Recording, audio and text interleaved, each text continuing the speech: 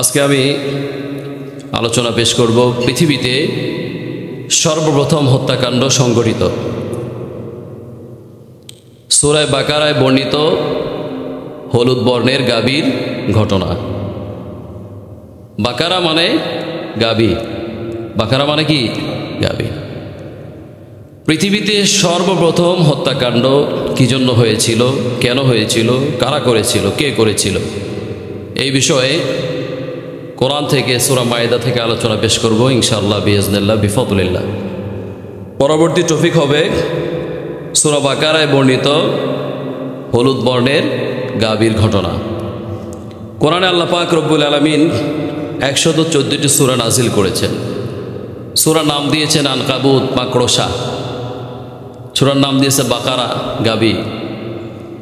সূরার নাম দিয়েছে মৌমাছির নামে। বিভিন্ন দৃষ্টান্ত আল্লাহ টেনেছেন। কেন টেনেছেন?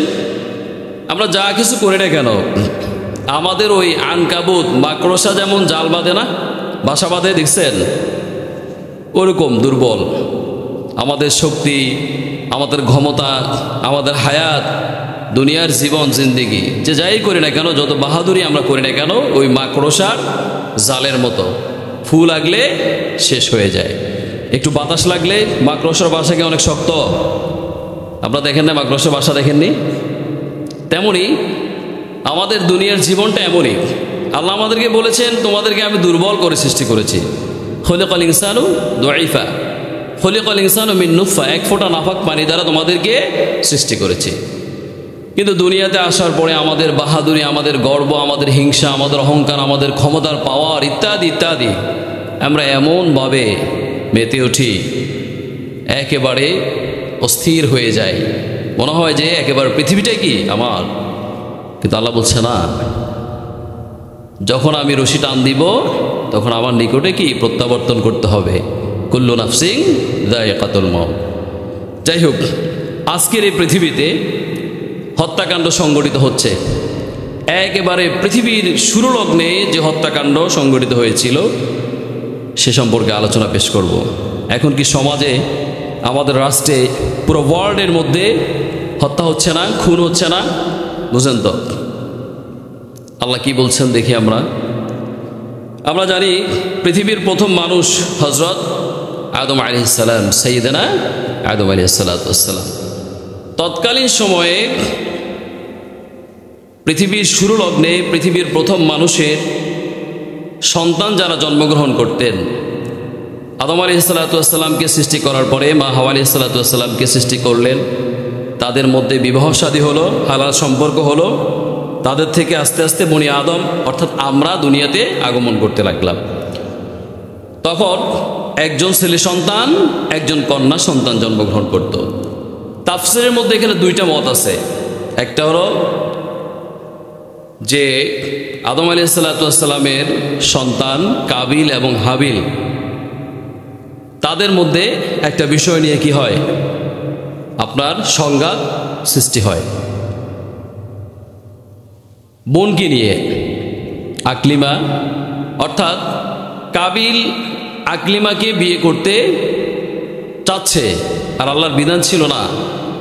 প্রথম সন্তানের সাথে যে কন্যা জন্মগ্রহণ করলো ছেলের সাথে, দ্বিতীয় ছেলে সন্তানের সঙ্গে তার সাথে বিবাহ হবে, এবং দ্বিতীয় ছেলে সন্তানের সাথে যে কন্যা জন্মগ্রহণ করেছে সেটা প্রথম সন্তানের সাথে কি বিবাহ শাদী হবে। কারণ তৎকালীন সময় তো পৃথিবীর সর্বপ্রথম মানুষ, আস্তে আস্তে এভাবে বংশ বিস্তার হয়েছে। আল্লাহ বলেছেন না, ইয়া আইয়ুহান নাসু তাকু রাব্বাকুমুল্লাযী খালাকাকুম মিন নাফসিন ওয়াহিদা ওয়া খালাকা মিনহা যাওজাহা ওয়া বাসসা মিনহুমা রিজালান কাসীরান ওয়া নিসা। আল্লাহ একজন মানুষ থেকে দ্বিতীয় মানুষ তার সঙ্গিনীকে সৃষ্টি করলেন। উভয়ের মাধ্যমে কিয়ামত পর্যন্ত যত মানুষ আগমন করবে সবাই আদম সন্তান হবে।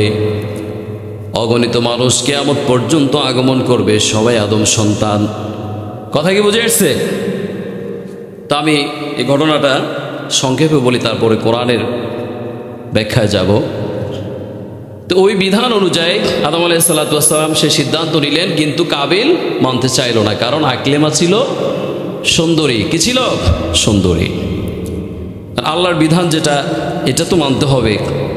তখন আল্লাহ পাক রব্বুল আলামিন সমাধানের জন্য বললেন যে উভয়কে কোরবানি করার জন্য। যার কোরবানি কবুল হয় সে ওই আকলিমাকে বিবাহ করবে। এখন হাবিল আর কাবিল উভয়ে কোরবানি করেছে। ঘটনাক্রমে হাবিলের কোরবানি কবুল হয়েছে আল্লাহর দরবারে, কাবিলের কবুল হয়নি। এখন সে তো হিংসাত্মকমূলক, তার রাগ আরও বৃদ্ধি পাচ্ছে। এখন কিভাবে তাকে হত্যা করবে সে পরিকল্পনা করলো, তাকে কিভাবে দুনিয়া থেকে সরিয়ে দেওয়া যাবে। তো এখানে যারা তাফসিরবিদ তারা দুইটা ইস্যু এনেছে। ইবনে কাসিরের মধ্যে বলা হয়েছে এটা হিংসার প্রতিফলন, হিংসাত্মকমূলক। আজকে আমাদের সমাজে, আমাদের ফ্যামিলিতে, আমাদের ব্যক্তিগত জীবনে হিংসা ছাড়া আর কিছু আছে? হ্যাঁ, হিংসার কারণে হত্যা সংগঠিত হচ্ছে, আপনার নারীর কারণে হত্যা সংগঠিত হচ্ছে কি না? দেখবে বিভিন্ন কলেজ ভার্সিটিতে এই নারী সংগঠিত ইস্যুকে কেন্দ্র করে হত্যা সংগঠিত হয়। বুঝলেন নাই মনে হয়? আর মানুষ তো সুন্দরের পাগল, সুন্দরের পূজারী। আল্লাহ সুন্দর, অবশ্য সুন্দরকে আল্লাহ পছন্দ করেন, তবে এটার ব্যাখ্যা আছে। আমরা মনে করি যে চকচক করলে কি গোল্ড হয় না, চকচক করলে কি স্বর্ণ হয় না। সুন্দর বলতে এখানে বোঝানো হয়েছে যার ঈমান, তাকওয়া, আখলাক, চরিত্র, নীতি নৈতিকতা রয়েছে, যে আল্লাহর আনুগত্য, রাসূল সাল্লাল্লাহু আলাইহি সাল্লামের জীবন আদর্শ অনুযায়ী জীবন পরিচালনা করে, সেটাই বোঝানো হয়েছে। যাই হোক, পৃথিবীতে আমরা অধিকাংশ মানুষ সুন্দরের পূজারী। আল্লাহ পাক রব্বুল আলামিন বিধান দিলেন, হে আদম, তোমার উভয় সন্তানকে বলো কোরবানি করার জন্য। যার কোরবানি কবুল হবে সে আকলিমাকে বিবাহ করবে। আল্লাহ রাব্বুল আলামিনের ফয়সালা কোরআনুল কারীমের 5 নম্বর সূরা সূরাতুল মায়েদার 27 নম্বর আয়াতে আল্লাহ বলছেন, ওয়াতলু আলাইহিম নাবা বনাই আদম বিল হক। আদম সন্তানের, অর্থাৎ আদমের 2 সন্তানের ঘটনা, সঠিক ঘটনা তোমরা জাতিকে শুনিয়ে দাও। বিল হক ইয ক্বাররাবা কুরবানান, উভয়কে আল্লাহ পাক রব্বুল আলামিন নির্দেশ দিলেন কোরবানি করার জন্য। ফাতাকাব্বালা মিন আহাদিহিমা, উভয় কোরবানি করলো, একজনের কোরবানি আল্লাহর দরবারে কবুল হলো। এরপর আল্লাহ বলছেন, ওয়ালাম ইউতাকাব্বিল মিনাল আখির, আরেকজনের কোরবানি আল্লাহর দরবারে কবুল হয়নি। ক্বালা লাআকতুলান্নাকা, হাবিলের কোরবানি কবুল হয়েছে। কাবিল রাগান্বিত হয়ে বলছে, আমি তোমাকে হত্যা করব, তারপর আমি সুন্দরীকে বিবাহ করব। কথা বুঝেন নাই মনে হয়? এরপরে আল্লাহ রাব্বুল আলামিন বলছেন, ক্বালা ইন্নামা ইয়াতাকাব্বালুল্লাহু মিনাল মুত্তাকিন। হাবিল জবাব দিলেন, ভাই, আল্লাহ তো মুত্তাকিদের কোরবানি কবুল করে। যার তাকওয়া আছে হৃদয়ে, খালেস নিয়ত আছে, তার কোরবানি আল্লাহ কবুল করবেন। কোরবানি আমরা করি, কোরবানির সিজনে জাকাত দেই, জাকাতের সিজনে। এই যে সামনে মাহে রমাদান, আমরা মাহে রমাদানের মধ্যেই জাকাত বেশি প্রদান করি, বিশেষ করে 27শে রমাদান ফজিলতের কথা আছে, এটা ঠিক। তবে সাহাবীরা কি করতেন? সাহাবা আজমাইনগণ রমজান আগেই দিয়ে দিতেন। তার কারণ গরিবের হক, যাতে গরিব এই মাসের মধ্যে কিছু বাজার করে, কিছু তার কাজকর্ম হালকা করে যাতে সুন্দরভাবে সাওম পালন করতে পারে, সেজন্য সাহাবা আজমাইনগণ রমজানের আগেই ক্যালকুলেশন করে জাকাত দিয়ে দিতেন। হ্যাঁ, রমজানের মধ্যে দিলে অনেক ফজিলত, সেজন্য আমরা রমজানের মধ্যে দিই। কিন্তু জাকাত দেওয়ার যে বিধান রয়েছে সেই বিধান অনুযায়ী আমরা হয়তো অনেকে জাকাত দিচ্ছে না। আমাদের নিয়ত কি নাই? সহি নাই। হাদিস শরীফের মধ্যে এসেছে, ইন্নামাল আমালু বিন্নিয়াত, তোমার কি নিয়তকে শুদ্ধ করো। ইন্নামাল আমালু বিন্নিয়াত, আর সমস্ত কাজ নিয়তের উপর কি করে? নির্ভর করে। আখলিস দীনাকা ইয়াকফিকাল আমালুল কলিল, তোমার ঈমানকে খাঁটি করো, অল্প আমল ইনাজাতের জন্য যথেষ্ট হবে। আমাদের ঈমান যদি, আমাদের নিয়ত যদি বিশুদ্ধ না হয়, আমরা যদি অসংখ্য সওয়াবের কাজ করি, নেক কাজ করি, তাহলে আল্লাহর দরবারে কবুল হবে না। তার প্রমাণ হাবিল বলছে, ক্বালা ইন্নামা ইয়াতাকাব্বালুল্লাহু মিনাল মুত্তাকিন, আল্লাহ তো মুত্তাকিদের কোরবানি কবুল করেন। এরপর আয়াত আল্লাহ বলছেন, লা ইম বাসাত্তা ইলাইয়া ইয়াদাকা লিতাকতুলানি মা আনা বিবাসিতি ইয়াদিয়া ইলাইকা কাবিল এবার বলল, আমি তোমাকে হত্যা করব। হাবিল বলল, তুমি যদি আমাকে হত্যা করার জন্য অগ্রসর হও, হাত উঠাও, আমি তোমাকে হত্যা করব না, তুমি আমাকে হত্যা করতে পারো। এরপরে হাবিল জবাব দিলেন, ইন্নী আখাফুল্লাহু রাব্বুল আলামিন, কারণ আমি বিশ্বজাহানের প্রতিপালকের আল্লাহকে ভয় করি। এই বিশ্বজাহানের যিনি প্রতিপালক, যিনি রব, আমি তাকে ভয় করি। এরপরে আল্লাহ পাক রব্বুল আলামিন বলছেন, ইন্নী উরিদু আন তাবুআ বিইসমি ওয়া ইসমিকা। সে কি করলো? হত্যা করার জন্য অগ্রসর হলো, তাকে হত্যা করবে। হাবিল বলল যে আমি চাই আমার পাপের বোঝা এবং তোমার পাপের বোঝা তুমি একাই বহন করো। অর্থাৎ হাবিল বলল যে তুমি আমাকে হত্যা করতে পারো, কিন্তু আমি তোমাকে হত্যা করব না। তুমি আমার দিকে অগ্রসর হতে পারো, আমি তোমার দিকে অগ্রসর হতে পারবো না। আমি চাই যে আমার পাপের বোঝা আর তোমার পাপের বোঝা, উভয় বোঝা তুমি একাই কি করো? বহন করো। হত্যা করলে কি সওয়াব হয় নাকি গুনাহ হয়? মারাত্মক অপরাধ। আল্লাহ পাক রব্বুল আলামিন কোরআনের মধ্যে কি বলছেন আমরা একটু শুনি।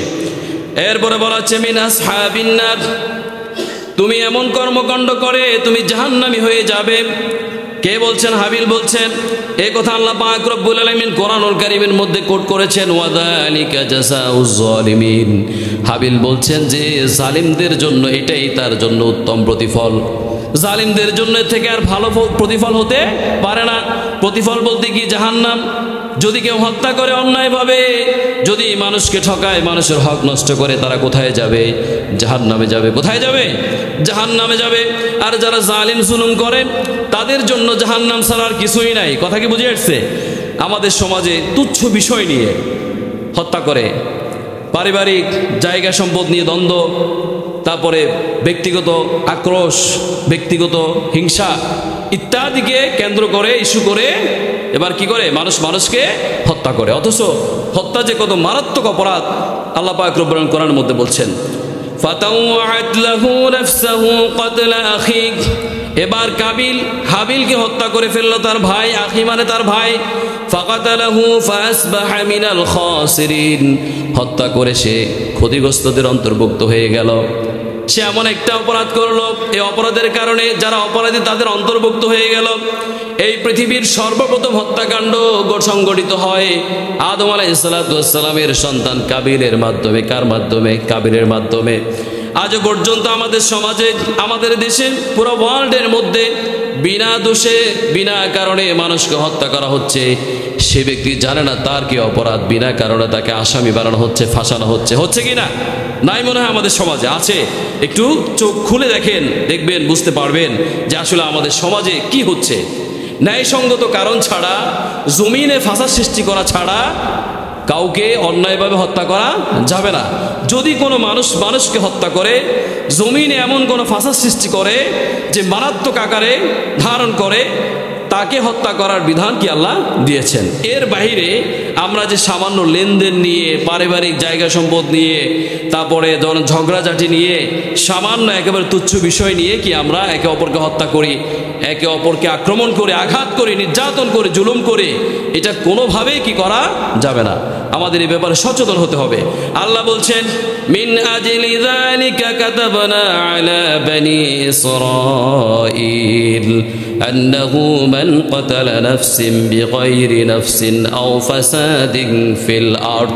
আমি এজন্য বনি ইসরাঈলদেরকে এই বিধান দিয়েছিলাম, যদি কোনো মানুষকে হত্যা করে অথবা জমিনে ফাসাদ সৃষ্টি করে, এই দুইটি কাজ ছাড়া যদি কোনো মানুষকে অন্যায়ভাবে হত্যা করে, তাহলে আল্লাহ পাক রব্বুল আলামিন বলছেন, ফাকান্নামা ক্বাতালান নাস জামিআ। সে যেন তাম পৃথিবীর সমস্ত মানুষকে হত্যা করলো। নাউযুবিল্লাহ। বিনা কারণে যদি কোনো মানুষকে হত্যা করে, একজন মানুষকে হত্যা করার কারণে পুরো পৃথিবীর মানুষকে হত্যা করার অপরাধী হয়ে যায়। এটা মারাত্মক অপরাধ কিনা? বিনা কারণে যদি কোনো ব্যক্তিকে কেউ হত্যা করে, এই দুইটা কারণ ছাড়া, অর্থাৎ যদি কোনো ব্যক্তি কোনো মানুষকে হত্যা করে, তার প্রতিশোধের জন্য তাকে বা অন্যদেরকে শিক্ষা দেওয়ার জন্য জমিনে যদি কোনো ফাসাদ সৃষ্টি করে, এই উভয় শ্রেণীর ব্যক্তি ছাড়া যদি বিনা কারণে সামান্য ইস্যুতে সামান্য বিষয়ে যদি কোনো মানুষ একজন মানুষকে হত্যা করে, তাহলে ওই মানুষ যেন পুরো পৃথিবীর সমস্ত মানুষকেই কি হত্যা করলো, অর্থাৎ সমস্ত মানুষ হত্যা করার অপরাধী হয়ে গেল। তাহলে এই কাজটা কি ভালো? এগুলা কি ভালো? হত্যা, সন্ত্রাসী, চাঁদাবাজি, বোমাবাজি, ত্রাস সৃষ্টি করা, এগুলো কি ভালো? এগুলো কখনো ভালো মানুষের কাজ নয়। ইসলাম কখনো এগুলো সাপোর্ট করে না, কিন্তু আমাদের সমাজে আমরা এগুলো দেখতে পাই। এরপর আল্লাহ বলছেন, ওয়ামান আহইয়াহা ফাকান্নামা আহইয়ান নাস জামিআ, আর যদি কোনো মানুষকে রক্ষা করে, সে যেন পৃথিবীর সমস্ত মানুষকে রক্ষা করলো। সুবহানাল্লাহ। ক্ষমা করে দেওয়া আরো মহৎ কাজ, বুঝেন নাই মনে হয়? একজন ব্যক্তি অপরাধ করেছে, অপরাধ প্রমাণিত হয়েছে, যদি মারাত্মক সেটা অপরাধ না হয় তাহলে আপনি তাকে ক্ষমা করে দিন। কিন্তু আমাদের সমাজে ক্ষমা করার অভ্যাস নাই। আমাদের পরিবারের মধ্যে আছে রে ক্ষমা করার অভ্যাস আছে? হ্যাঁ, দেখবেন সামান্য বিষয়ে শয়তান আমাদের সাথে সব সময় লেগে থাকে, কিভাবে আমাদেরকে দিয়ে অপরাধ সংগঠিত করানো যায়। এজন্য সামান্য বিষয় দেখা যায় পরিবারের মধ্যে, একইবারের মধ্যে ছোট বাচ্চারা থাকতে পারে, একটু ধাক্কাধাক্কি ছেলাড়ালি হতে পারে কি না? তারপরে সমাজে চলতে গেলে একে অপরের সাথে একটু মনোমালিন্য হতে পারে কি না? তা আমাদের সমাজে এই যে হিংসা বিদ্বেষ যেগুলো আমরা দেখি, সামান্য বিষয়, এটা অনেক মারাত্মক কোনো বিষয় না, কিন্তু সেই সামান্য বিষয়কে কেন্দ্র করে এবার মারামারি করে মাথা ফাটিয়ে এবার কোথায় হাসপাতালে যেতে হয়, কেউ মার্ডার হয়ে যায়। এরকম ঘটনা অনেক ঘটতেছে আমাদের সমাজে। আর আল্লাহ পাক রব্বুল আলামিন বলছেন যে তোমরা এমন অপরাধ করো না, এমন অপরাধ যদি করো তোমরা কি নিশ্চিত জাহান্নামী হয়ে যাবে। তাহলে পৃথিবীর প্রথম হত্যা সংঘটিত হয়েছিল আদম আলাইহিস সালামের সন্তান কাবিলের মাধ্যমে। তাফসীর কারকরা বলেছেন সেটা সুন্দরী বোনকে বিয়ে করতে না পারার কারণে, আর একটা কারণ হলো যে হিংসাত্মকমূলকভাবে হিংসার কারণে। এখন আজকে যে শবে বরাত, এই শবে বরাতে আল্লাহ পাক রব্বুল আলামিন দুই শ্রেণীর মানুষ ছাড়া সবাইকে কি করে দিবেন? ক্ষমা করে দিবেন। তন্মধ্যে মুশরিক আর মুশাহিন, অর্থাৎ যারা আল্লাহর সাথে অংশীদার স্থাপন করে আর যারা অন্তরে হিংসা পোষণ করে। হিংসা এমন একটা ব্যাধি, আপনার অন্তরকে জ্বালিয়ে পুড়িয়ে ছারখার করে দিবে। হাদিসের মধ্যে এসেছে যে আগুন যেমন শুকনো কাষ্ঠকে পুড়িয়ে ছারখার করে দেয়, হিংসা মানুষের অন্তরকে, নেক আমলকে ধ্বংস করে দেয়। কথা কি বুঝে আসছে? আপনার সমস্ত নেক আমল কি ধ্বংস হয়ে যাবে। আর যারা হিংসুক ব্যক্তি, তাদের অন্তর জ্বালা এমনভাবে বৃদ্ধি পায়, সে অন্তরে কখনো তৃপ্তি লাভ করতে পারে না, শান্তি পায় না। এই জন্য মন থেকে হিংসা কি করতে হবে? দূর করতে হবে। আর হিংসা যদি যারা পরিমাণ থাকে দিলের মধ্যে, তাহলে জান্নাতে যাওয়া যাবে? জান্নাতে তো যাওয়া দূরের কথা, জান্নাতের ঘ্রাণ পর্যন্ত কি পাওয়া যাবে না। এবার আসেন কোরআনুল কারীমের মধ্যে সূরা বাকারায় যে হলুদ গাভীর যে ঘটনা, এই বাকারা এর অর্থ হলো কি? গাভী। এখন আল্লাহ পাক রব্বুল আলামিন এই গাভীর নামে এই সূরার নাম কেন দিলেন? এই সূরার মধ্যে, কোরআনের মধ্যে 114টি সূরা আছে। কয়তো? 114টি সূরা আছে। তো 114টি সূরার মধ্যে সর্ববৃহৎ সূরা হলো সূরাতুল বাকারা। সূরাতুল কি? বাকারা। বাকারা শব্দের অর্থ গাভী। বাকারা শব্দ অর্থ কি? গাভী। এই সূরার মধ্যে বনি ইসরাইলের যুগের একটা ঘটনা, গাভী সংক্রান্ত একটা বিশাল আলোচনা রয়েছে। তো প্রথমে আমি বললাম যে পৃথিবীতে প্রথম হত্যা সংঘটিত হয়েছিল কাবিলের মাধ্যমে। এবার আসেন, এই গাভীর মাধ্যমে একজন হত্যাকারীকে শনাক্ত করা হবে। কিসের মাধ্যমে? গাভীর মাধ্যমে।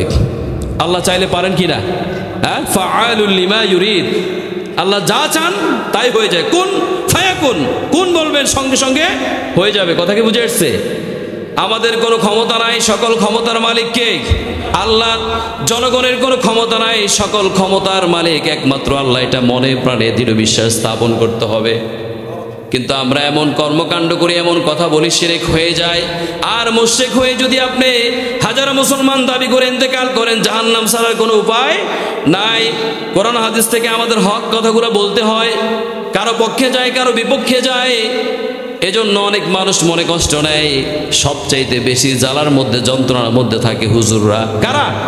এক, হুজুররা যদি একটু দ্রুত হাঁটে বলে দাওয়াত 2টা 3টা আছে, আর যদি একটু স্লো হাঁটে হয় আরে হুজুরের দাওয়াত মনে কমে গেছে, বুঝেন নাই মনে হয়। হুজুরা কোথায় যাবে? সোজা হয়ে হাঁটলে হাঁটতেছে কি স্টাইল করে, আর যদি একটু বাঁকা হয়ে হাঁটে হাঁটার কোনো ঢক নাই, বুঝে আসছে? হুজুর আছে কত যন্ত্রণার মধ্যে আছে। যারা এই ইমামতির পেশায় আছে তারাই বুঝে। কথাকে বুঝে আসছে? কেন বলতেছি? কোরআন ও হাদিসের হক কথা বললে আমারও যদি বিপক্ষে যায়, আমার বাবারও বিপক্ষে যেতে পারে, আমার মায়ের বিপক্ষে যেতে পারে, আমার স্ত্রীর বিপক্ষে যেতে পারে, আমার সন্তানের বিপক্ষে যেতে পারে। এরকম বিপক্ষে গিয়েছিল অনেক নবী রাসূলদের স্ত্রী এবং সন্তানদের বিপক্ষে গিয়েছিল। নবীর স্ত্রী হওয়া সত্ত্বেও জান্নাতে যেতে পারবে না, নবীর সন্তান হওয়া সত্ত্বেও, ছেলে হওয়া সত্ত্বেও কি জান্নাতে যেতে পারবে না। এরকম দৃষ্টান্ত কোরআনের মধ্যে রয়েছে। কথা কি বুঝে আসছে? যাই হোক, সম্মানিত উপস্থিতি, এজন্য বলবো যে আপনারা রাগ করবেন না। এই যে হত্যা সংগঠিত যা আলোচনা করলাম কোরআন থেকে, আমি কি আমার নিজের ব্যক্তিগত কোনো কথা বললাম? আল্লাহ তো স্পষ্ট জানিয়ে দিলেন, ওয়াকাতালান নাসা জামিআ, যে ব্যক্তি পৃথিবীর একজন মানুষকে হত্যা করলো সে যেন গোটা পৃথিবীর সমস্ত মানুষকে হত্যা করলো, আর যে ব্যক্তি পৃথিবীর একজন মানুষকে রক্ষা করলো সে যেন গোটা পৃথিবীর মানুষকে রক্ষা করলো। কোনটা উত্তম? যেটা লাস্টে বলা হয়েছে যে তুমি মানুষকে ক্ষমা করো, মানুষকে রক্ষা করো। যাই হোক, সম্মানিত উপস্থিতি, আপনার মুসা আলাইহিস সালামের নাম শুনছেন তো?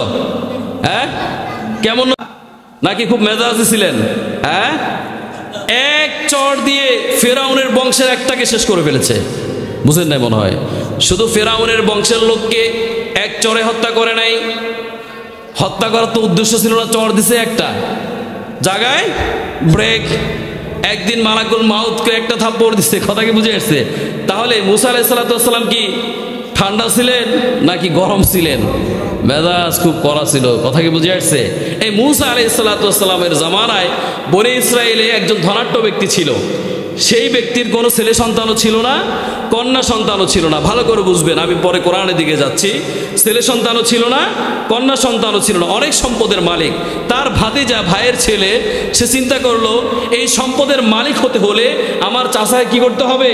হত্যা করতে হবে।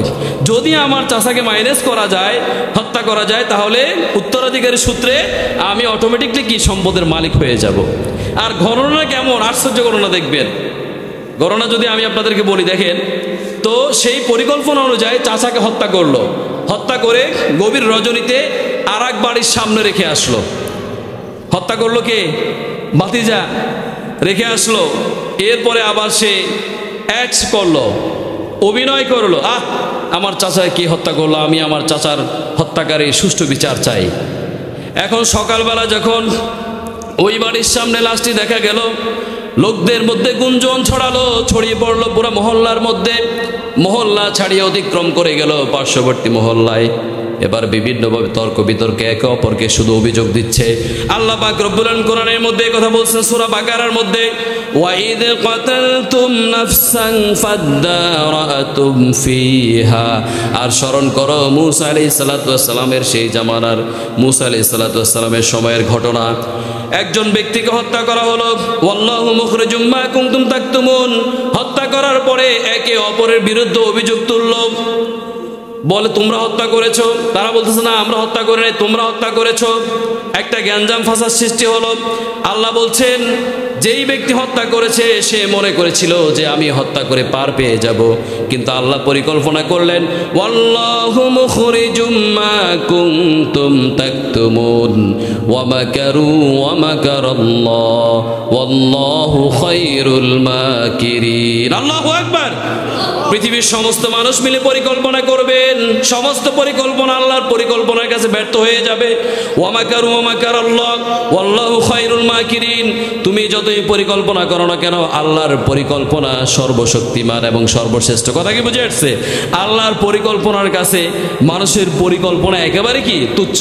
সে মনে করেছিল হত্যা করে ওই বাড়ির সামনে রেখে আসলাম, তাহলে লোকজন মনে করবে যে ওই বাড়ির লোকজন হত্যা করেছে, আমি হত্যার দায় থেকে বেঁচে গেলাম। কথা কি বুঝে আসছে? আর আল্লাহ বলতেছে না, আমি তো আসামি বের করে দিব। কথা কি বুঝে আসছে?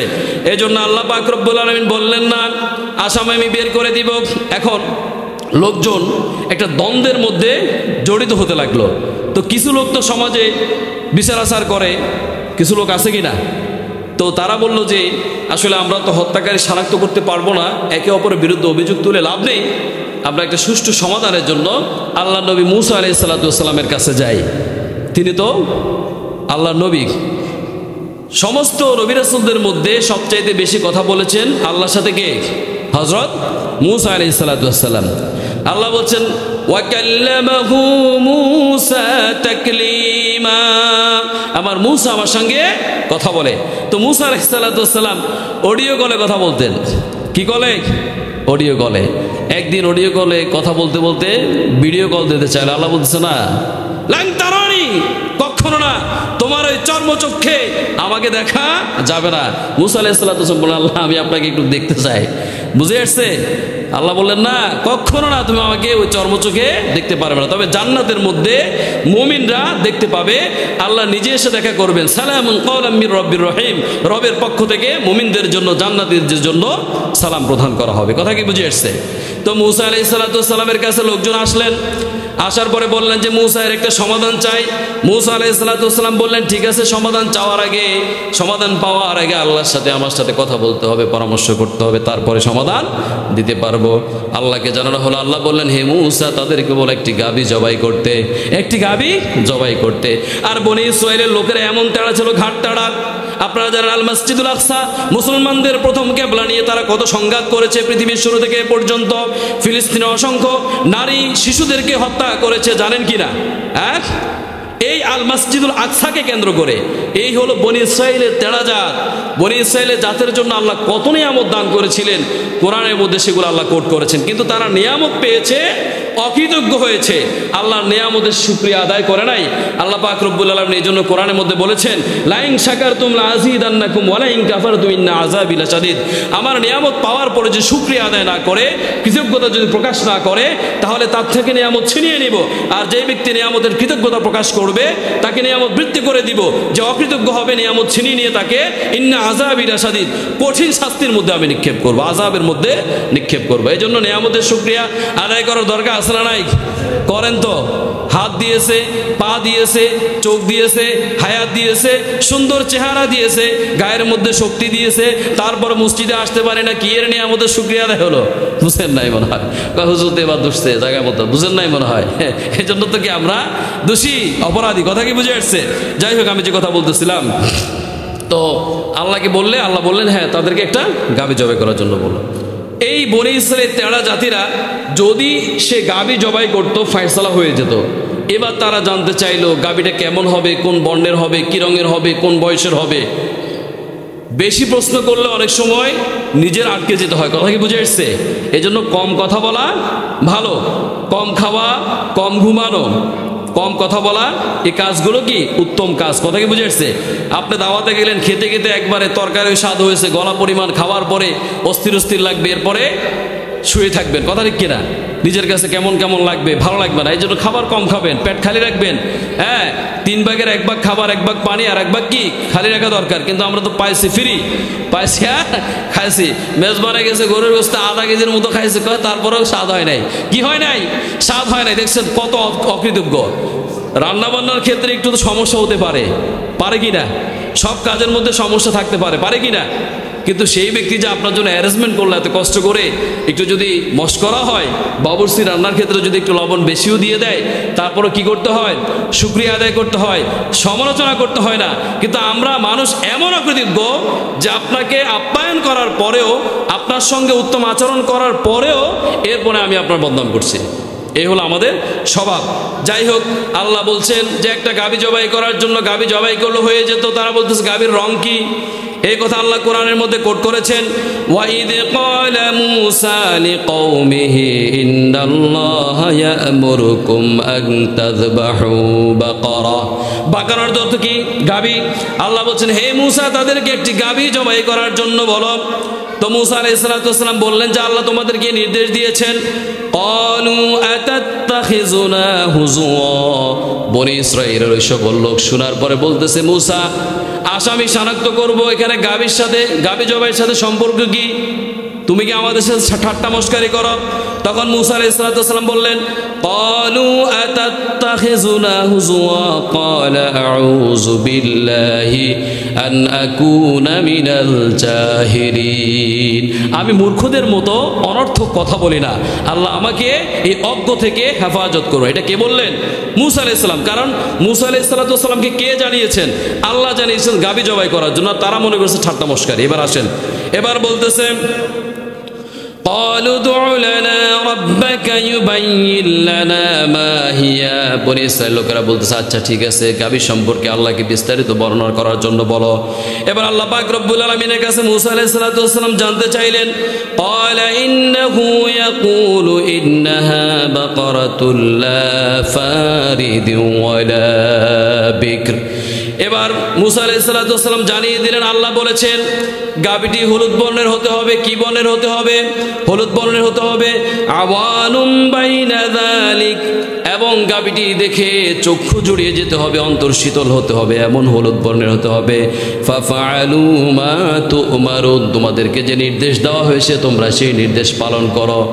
এরপরে বনি ইসরাইলের লোকেরা আবার জানতে চাইলেন, ক্বালু দু'ু লানা রাব্বাকা ইউবাইয়িন লানা মা লাউনুহা قال إنه يقول إنها بقرة صفراء। আগের আয়াতে বললেন যে গাভীর বয়স কত হতে হবে, গাভী কি বয়স কিরকম? তো আল্লাহ জানিয়ে দিলেন যে গাভীর বয়স বেশিও না, একেবারে বাছুরের বয়সও না, মিডিয়াম বয়স হতে হবে। এরপরে আয়াতে বললেন ক্বালু দু'ু লানা রাব্বাকা ইউবাইয়িন লানা মা লাউনুহা। এবার বনি ইসরাইলের লোকেরা বলল যে গাভীর রং কেমন হতে হবে? তখন আল্লাহ বললেন ক্বালা ইন্নাহু ইয়াকুলু ইন্নাহা বাকারাতুন সাফরা, গাভীটি হতে হবে হলুদ বর্ণের। ফাকিউল লাউনুহা তাসুরুন নাযিরিন, দেখতে অনেক সুন্দর হতে হবে যাতে দেখে চক্ষু শীতল হয়ে যায়। আল্লাহ বললেন যে একটা গাভী জবাই করার জন্য তারা জানতে চাইলো গাভীর বয়স কেমন হবে, এরপরে জানতে চাইলো গাভীর রং কেমন হবে। তখন আল্লাহ পাক রব্বুল আলামিন আর অনেক কথা বললেন। আল্লাহ বললেন ক্বালু দু'ু লানা রাব্বাকা ইউবাইয়িন লানা মা হিয়া ইন্নাল বাকারাতা শাবাহা আলাইনা ওয়া ইন্না ইনশাআল্লাহু লামুহতাদুন। তারা জানতে চাইলো, আল্লাহ জানিয়ে দিলেন ওই গাভীটা এমন গাভী হতে হবে, ওই গাভী দিয়ে কখনো হাল চাষ করা হয়নি এমন গাভী হতে হবে, জমির পানি সেচ করা হয়নি এমন গাভী হতে হবে, অর্থাৎ ওই গাভী হাল চাষের কাজে পানি সেচের কাজে ব্যবহার হতে হয়নি এমন গাভী হতে হবে। কিন্তু আল্লাহ পাক রব্বুল আলামিন প্রথমে বলেছিলেন একটা গাভী জবাই করার জন্য, যদি জবাই করতে হয়ে যেত তারা বারবার প্রশ্ন করে তারা এবার বিপদে পড়ে গেছে। এখন এই গাভী কোথায় পাবে? হলুদ বর্ণের গাভী সহজে দেখছেন আপনারা, কিন্তু আল্লাহ পাক রব্বুল আলামিন তো সৃষ্টি করে রেখেছেন। তো খুঁজতে খুঁজতে, আমি শর্টলি বলছি, খুঁজতে খুঁজতে এই বর্ণের একটা গাভী পেল। এখন গাভীওয়ালাও জানতে পারলো যে এরা কিন্তু হলুদ বর্ণের গাভী খুঁজতেছে, গাভীটা এদের খুবই প্রয়োজন। এখন যখন পাওয়ার পরে জিজ্ঞেস করলো যে তোমার গাভীটা বিক্রি করো, আমাদের এটা প্রয়োজন, কত টাকা দিতে হবে, কত দিনার দিতে হবে? তখন সেই গাভীওয়ালা বলল যে আমি টাকার বিনিময়ে বিক্রি করব না, এই গাভীর চামড়া ভর্তি কি দিতে হবে? স্বর্ণ দিতে হবে, গোল্ডের বিনিময়ে তোমাদের কাছে আমি গাভী দিব। এখন তারা তো আসামি শনাক্ত করার জন্য গাভী জবাই করতে হবে, আর আল্লাহ তো শর্ত দিয়ে দিয়েছেন গাভীর রং হতে হবে হলুদ, তারপরে মধ্যম বয়স হতে হবে, যে শর্তগুলো আল্লাহ দিয়েছেন ওই শর্ত ওই গাভীর মধ্যে আছে। এখন এটা কিনা ছাড়া তো কোনো উপায় নাই, সমস্যার সমাধান করতে হলে এই গাভীটি ক্রয় করতে হবে। তারা এই স্বর্ণর বিনিময়ে গাভীটি ক্রয় করলেন, ক্রয় করার পরে ওই গাভীটি জবাই করলেন। قال إنه يقول إنها بقرة لا ذلول تثير الأرض ولا تسقي الحرث مسلمة لا شية فيها। আল্লাহ শর্ত জুড়ে দিলেন ওই গাভী হাল চাষে ব্যবহার হয়নি এমন গাভী হতে হবে, ওই গাভী দ্বারা ধান ভাঙানোর কাজে ব্যবহার হয়নি, কোনো কাজে ব্যবহার হয়নি এমন গাভী হতে হবে। ওই গাভীটি জবাই করার জন্য বললেন, জবাই করার পরে ওই গাভী থেকে এক টুকরা গোশত নিয়ে মৃত ব্যক্তির গায়ে আঘাত করার জন্য আল্লাহ বললেন ফাকুল্লা দরিবুহু বিবাদিহা, ওই গাভী জবাই করার পরে এক টুকরা গোশত নিয়ে মৃত ব্যক্তির গায়ে আঘাত করো। কাযালিকা ইউহয়িল্লাহুল মাউতা ওয়া ইউরিকুম আয়াতিহি লাআল্লাকুম তাআকিলুন। আল্লাহু আকবার। আল্লাহ মৃতকে জীবিত করতে পারেন কিনা বিশ্বাস আছে না? হ্যাঁ, ওয়াল কদরি খায়রি ওয়া শাররি মিনাল্লাহি তাআলা ওয়াল বা'সি বা'দাল মাউত, মৃত্যুর পরে আমাদেরকে আবার পুনরায় জীবিত করবেন, এর প্রতি বিশ্বাস স্থাপন করতে হবে। মৃত্যুর পরে আল্লাহ আবার জীবিত করতে পারবেন কিনা, হ্যাঁ, এই সম্পর্কে একটা ঘটনা আছে কোরআনের মধ্যে। ইব্রাহিম আলাইহিস সালাতু ওয়াস সালাম আল্লাহকে একদিন বলেছিলেন, আল্লাহ তুমি কিভাবে মৃত ব্যক্তিকে জীবিত করবে আমাকে একটু দেখাও। তখন আল্লাহ বলেছিলেন, তোমার কি বিশ্বাস হয় না? তো নবীর বিশ্বাস হয় না?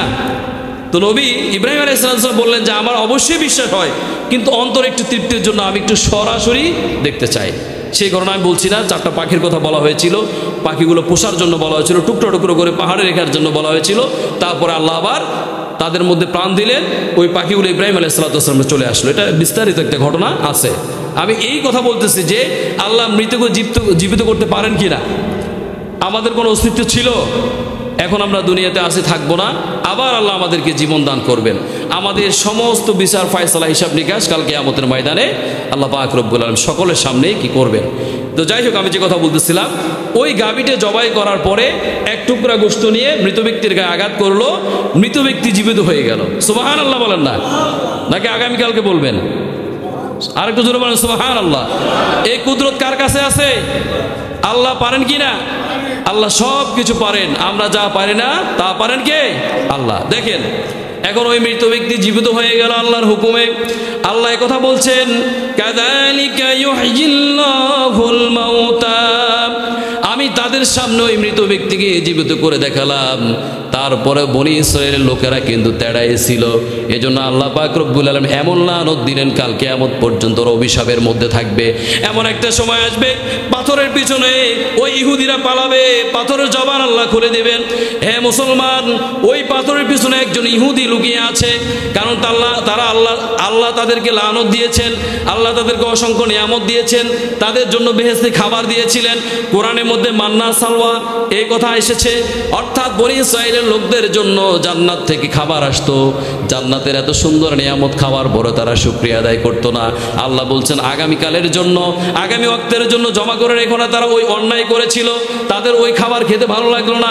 এরপরে বলো ঠিক আছে জমিতে যাও, চাষ করো, মাঠ কাটো, গাঠ কাটো ইত্যাদি করে চাষবাস করে এবার তোমরা কি খাও। কথা কি বুঝে আসছে? না তো আমরাও কি জান্নাতি খাবার খেতে পারতাম। তো যাই হোক, আমি যে কথা বলতেছিলাম, এখন আসল আসামি কিন্তু বের হয়ে যাচ্ছে।